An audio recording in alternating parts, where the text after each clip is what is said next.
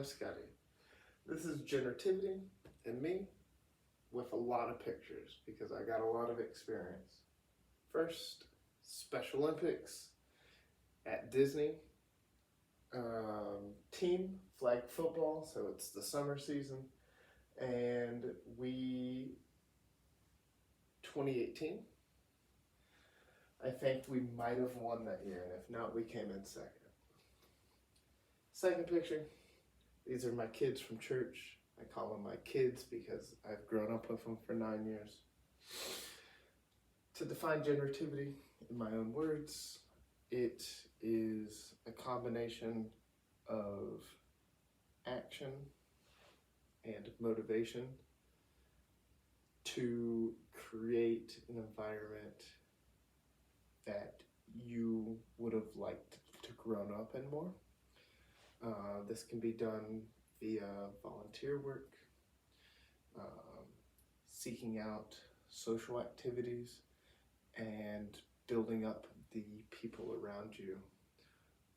All actions that when you were growing up that you would have liked to see. Right. The theorist that I chose was Erik Erikson. He's a classic. The emphasis on the polarity or the bipolarness of it, it's very simple. I think that's why I like it. It was easy for me to comprehend.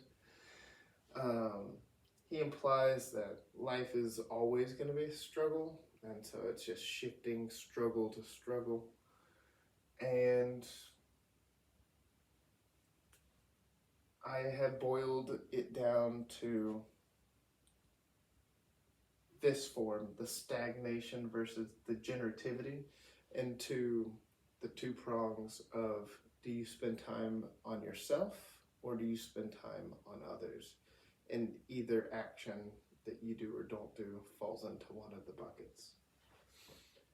To continue on with that, Erik Erikson's simplic nature of his theory allowed for McAdams to come up with his own approach, his own model, and this emphasized the middle adulthood period of time being way more important than Erik Erikson wanting it towards the middle late.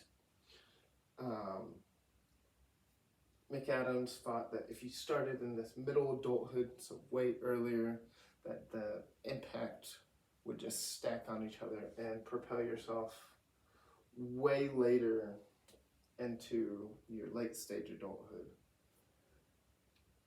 No picture on the last slide, but this one is, I am this fella's life coach, and for our activity of the night, we had a big lightsaber fight. After one of the other participants took my lightsaber, I took a moment to take a break and take a picture of it. There's also videos, but you don't get to see that. Our culture shapes our generativity because your culture defines to you what is normal, and it's up to you to determine if you want to follow those guidelines or not. Perfect example of these are two of the kids from my church that I have imparted my wisdom in generativity and my knowledge in psychology of understanding that social interactions are opportunities to grow yourself and others around you.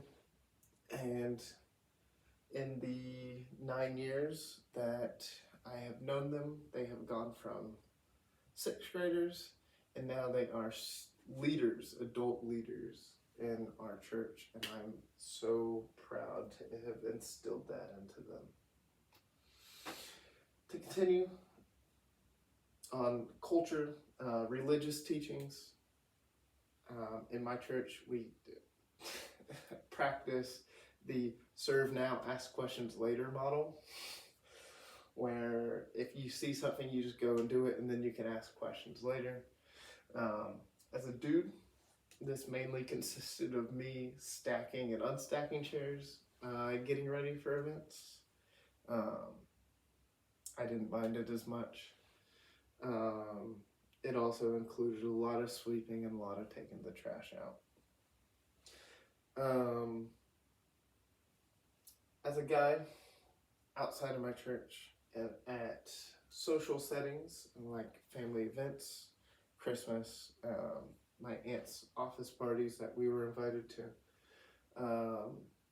age and gender played a role into this, but I was introduced to a family friend that had an intellectual disability. His name was Anthony, but he goes by Ant-Man. And at first I really didn't want to interact with him, but as year by year we interacted and got shared interest, I really ended up liking him a lot, and it really softened my heart to the point where we were hanging out every weekend in elementary school and in middle school. In high school, he moved to St. Augustine, but since then he's moved back, and we still hang out today. Education, I don't feel as important. The most important aspect is your emotional intelligence, which is outside of education. It's most impactful. You can offer to help as many people as you want, or you can volunteer anywhere, but if your emotional intelligence isn't there, you're not going to be able to relate with anybody, and you're not going to be able to regulate your own emotions, and everybody's just not going to have a great time.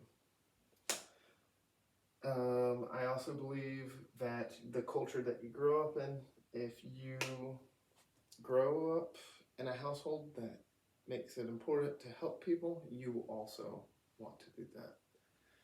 Monkey see, monkey do. The overview of the Loyola generative scale is I scored really high. I'm not really shocked.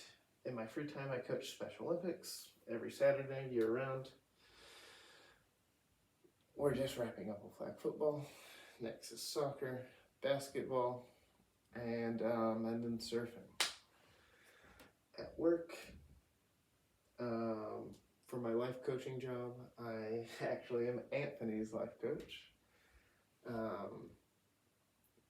He's legally blind with an intellectual disability and doesn't have motor control, so it makes finding activities that we can do where neither of us die and can have a good time kind of challenging, but I like doing it. At work, when I work my other job, I teach the younger individuals that are new hires or just high school kids aspects of their job, my job, and how it benefits the company in general. I go out of my way to talk to lonely individuals that I see, whether that be at the gas station, if I see somebody just sitting alone, not really engaging anything. Oftentimes it's a homeless person, or if I'm at work, there's just people that are very isolated individuals, and I try to go talk to them, because in high school I knew what it was like to not have anybody to talk to for the day. At church, I lead a Bible study every weekend, and I have for a long time. My kids are now leading other kids, which is crazy to think about.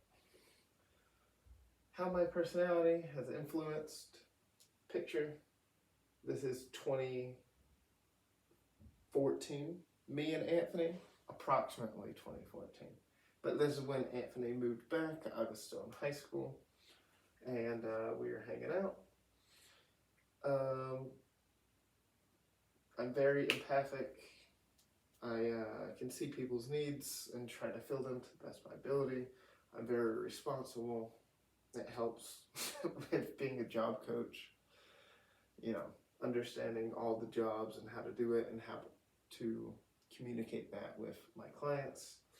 I'm very open, especially in debating people's rationale and mindsets. It's very fun to me.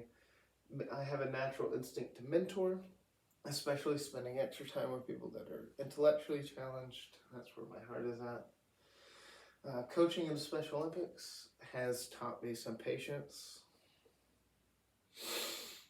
Yeah.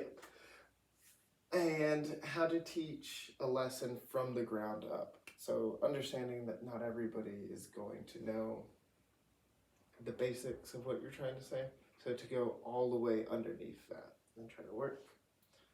Leading young men from their 6th grade years to the 12th grade year, teaching them what it's like to follow God and how to be a biblical man, how to be a regular man, and then how to have emotional intelligence and understanding all of that stuff.